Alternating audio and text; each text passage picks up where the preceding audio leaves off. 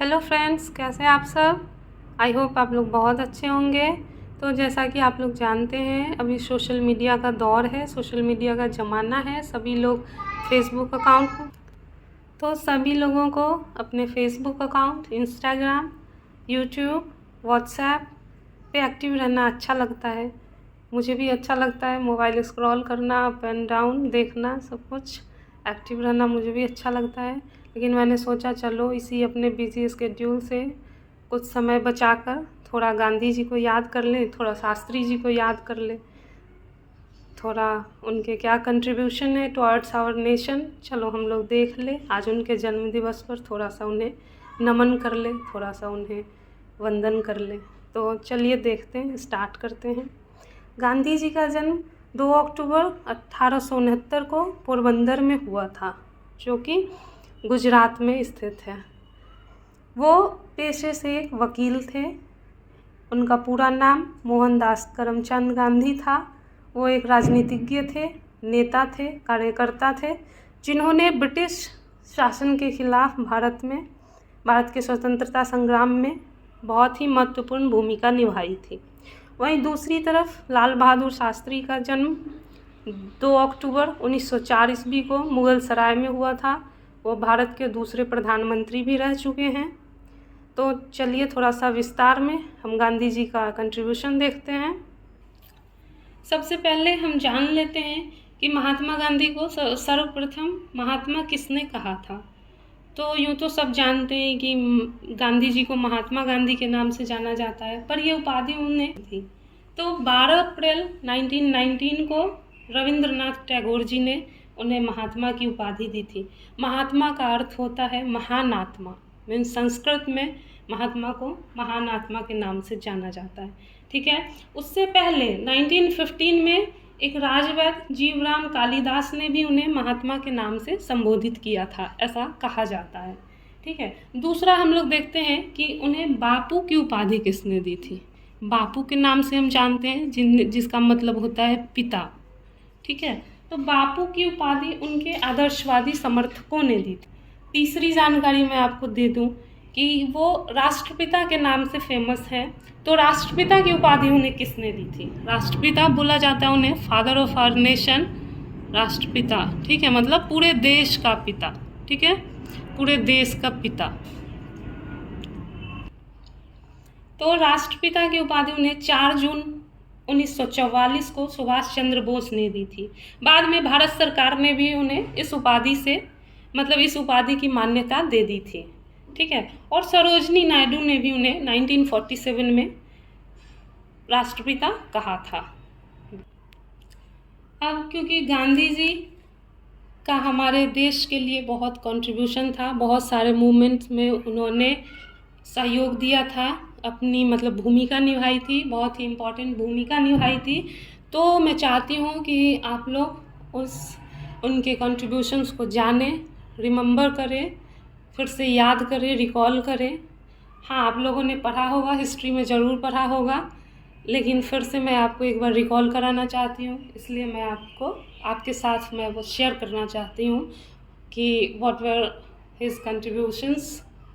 ठीक है। तो सबसे पहला आंदोलन था उनका चंपारण आंदोलन। ठीक है। चंपारण आंदोलन क्या था। तो चंपारण आंदोलन बिहार में हुआ था। ठीक है। कहाँ हुआ था, वेयर, प्लेस क्या है, तो प्लेस बिहार में, चंपारण एक जिला है, वहाँ हुआ था। और कब हुआ था, व्हेन, तो वो 1917 ईस्वी में हुआ था, 1917 में। ठीक है। ये क्यों हुआ था, तो ये इसलिए हुआ था कि किसानों की दुर्दशा के बारे में गांधी जी को पता चला था कि किसानों पे बहुत सारे शोषण हो रहे हैं, अत्याचार हो रहे हैं। तो वो अत्याचार कौन कर रहे थे, कौन कर रहा था वो अत्याचार किसानों पर। वो अत्याचार अंग्रेजों द्वारा हो रहा था, ब्रिटिश लोग कर रहे थे। क्यों कर रहे थे, तो ये इसलिए कर रहे थे कि वो किसानों को मजबूर कर रहे थे नील की खेती करने के लिए। नील की खेती करने के लिए मजबूर क्यों कर रहे थे? क्योंकि उससे किसानों की ज़मीन बर्बाद होती थी। नील के फसल को उगाने के लिए उन्हें बोला जाता था, मजबूर किया जाता था, शोषित किया जाता था, प्रेरित किया जाता था कि मतलब उत्प्रेरित किया जाता था कि आप नील की फसल करो, नील की खेती करो। और उस समय एक प्रणाली चलती थी, तिनकठिया प्रणाली। तो वो तिनकठिया प्रणाली उनको फॉलो करने के लिए कहा जाता था। आप सोचेंगे ये तिनकठिया प्रणाली क्या है? तो ये वो प्रणाली है जिसमें किसानों को अपने 20 कट्ठे के ज़मीन में से कहा जाता था कि आप 3 कट्ठे की ज़मीन पर नील की खेती करो। तो 3 कट्ठे की ज़मीन पे आप नील की खेती करो। और जब वो खेती करते थे तो उन्हें वो मजदूरी भी नहीं मिलती थी, किसानों पर दबाव डाला जाता था, उनकी जो उचित पारिश्रमिक बनती थी उन्हें नहीं दिया जाता था। तो इस तरीके से अंग्रेज़ों ने बहुत शोषण किया। तो गांधी जी ने इसमें कहाँ अपनी भूमिका निभाई, कैसे निभाई? जब उनको पता चला कि अरे किसानों पे वहाँ बहुत अत्याचार हो रहा है, उनकी ज़मीनें बर्बाद हो रही हैं, तो उन्होंने अंग्रेज़ों से टैक्स न लेने का आग्रह किया, जिसको कर बोला जाता है। तो उन्होंने कर नहीं लेने का रिक्वेस्ट किया उनसे। तिनकठिया प्रणाली को ख़त्म होने की मांग करी उन्होंने, गांधी जी ने। इस मूवमेंट को चंपारण पीजेंट मूवमेंट के भी नाम से जाना जाता है हिस्ट्री में। इसको चंपारण सत्याग्रह के भी नाम से जाना जाता है। ये पहला सत्याग्रह आंदोलन था हमारा। दूसरा आंदोलन आता है खेरा आंदोलन। खेरा आंदोलन ये क्या है? गुजरात में एक जगह है खेरा, ठीक है, गुजरात के जगह एक। तो दूसरा आंदोलन था खेरा आंदोलन। यह आंदोलन गुजरात के खेरा ज़िले में किसानों ने अंग्रेज़ सरकार के खिलाफ करी थी। तो इस आंदोलन में क्या हुआ था, महात्मा गांधी जी ने इस आंदोलन में कैसे अपनी कंट्रीब्यूशन दी थी? वो इस आंदोलन के लिए इस आंदोलन को महात्मा गांधी जी के नेतृत्व में चलाया गया था। इस आंदोलन के बाद अंग्रेज सरकार ने किसानों की मांगें मान ली थी और जो टैक्स ले रहे थे वो लोग किसानों से, उन सारे टैक्स को कम कर दिया और धीरे धीरे ग्रेजुअली मतलब हटा दिया, सारे टैक्स को रिमूव कर दिए गए। तो फिर थर्ड आंदोलन आता है 1919 का खिलाफत आंदोलन। तो खिलाफत आंदोलन के बारे में आप पढ़ सकते हो। खिलाफत आंदोलन। नेक्स्ट आंदोलन आता है असहयोग आंदोलन, नॉन कोऑपरेशन मूवमेंट। सो हमारा फोर्थ मूवमेंट था नॉन कोऑपरेशन मूवमेंट, ठीक है। इसकी शुरुआत गांधी जी ने 1920 में करी थी और इसका उद्देश्य था भारत की भूमि से, मतलब भारत से अंग्रेज़ों को हटाना था, ख़त्म करना था, ब्रिटिश सरकार को भगाना था। मतलब ब्रिटिश सरकार से भारत को स्वराज दिलाने का मांग था, स्वराज दिलाने के लिए प्रेरित करना था। बट ये आंदोलन असफल रहा। तो 12 फरवरी 1922 को इस आंदोलन को वापस ले लिया गया। पांचवा आंदोलन आता है दांडी यात्रा, ठीक है। दांडी आंदोलन मार्च या फिर सॉल्ट सत्याग्रह या फिर satyagraha salt march, okay. It is also known as salt satyagraha march, ठीक है। तो ये 1930 में स्टार्ट हुआ था।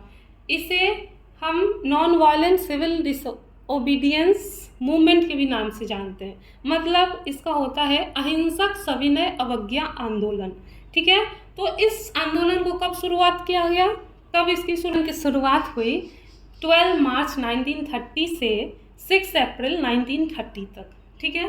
तो ये आंदोलन का मुख्य उद्देश्य क्या था, अब हम थोड़ा सा ये समझेंगे। गांधी जी ने क्या किया कि इस आंदोलन को चलाया नमक के एकाधिकार के खिलाफ। मतलब नमक पर ब्रिटिश का एकाधिकार था, ठीक है। तो उसको हटाना था गांधी जी को। तो क्या किया उन्होंने कि गांधी जी ने 12 मार्च को साबरमती से अरब सागर तक, मतलब जो दांडी का कोस्टल एरियाज है, कोस्टल एरियाज मतलब समुद्र तटीय इलाका, ठीक है। तो जो समुद्र तटीय इलाका है वहाँ तक 78 लोगों के साथ यात्रा करी। उन्होंने वहाँ तक यात्रा करी और क्या किया, समुद्र के नमक से, समुद्र के जो जल था, समुद्र के जल से उन्होंने नमक बनाई और नमक बनाकर ब्रिटिश नीति का उल्लंघन किया, ठीक है। तो ये हमारा इस तरीके से उन्होंने विरोध किया इसको, मतलब ब्रिटिश के नीति का। तो इस तरीके से उन्होंने अपनी आक्रोश जताई। एंड जो छठा हमारा जो मूवमेंट था जिसमें गांधी जी का इन्वॉल्वमेंट था, जिसमें उनका कंट्रीब्यूशन था, that was quit India movement. मतलब वो था ये भारत छोड़ो आंदोलन, क्विट इंडिया मूवमेंट, ठीक है। हिंदी में इसको बोलते हैं भारत छोड़ो आंदोलन। इसमें क्या था, इस आंदोलन का क्या उद्देश्य था, इसका मेन पर्पस था अंग्रेजों को भारत से भगाना, ठीक है। तो ये मूवमेंट जब कब हुआ था, ये मूवमेंट हुआ था ड्यूरिंग सेकेंड वर्ल्ड वॉर, ठीक है। And it got ended in 1945। कब ख़त्म हुआ, 1945 में।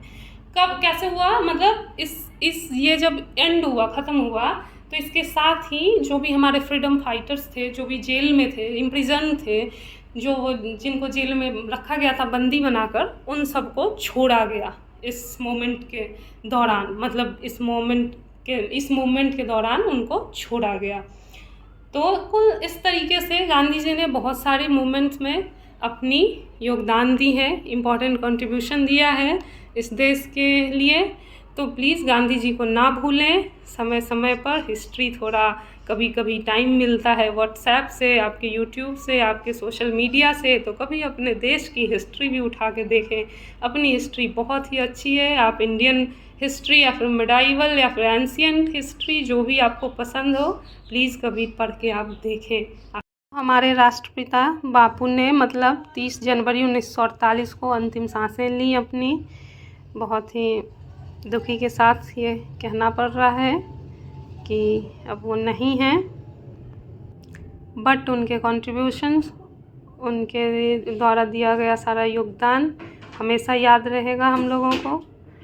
और हमारे माननीय प्रधानमंत्री जी ने आज ही के दिन 2014 में बापू की समाधि स्थल राजघाट में, दिल्ली में ही स्वच्छ भारत मिशन का शुरुआत किया था। उन्होंने एक कदम स्वच्छता की ओर अभियान की शुरुआत की थी, जिससे मतलब इंडिया को क्लीन रखना है, सफाई रखनी है, भारत को शौच मुक्त रखना है। मतलब शौचालय का निर्माण कराया गया। इस अभियान के तहत लाखों शौचालयों का निर्माण किया गया।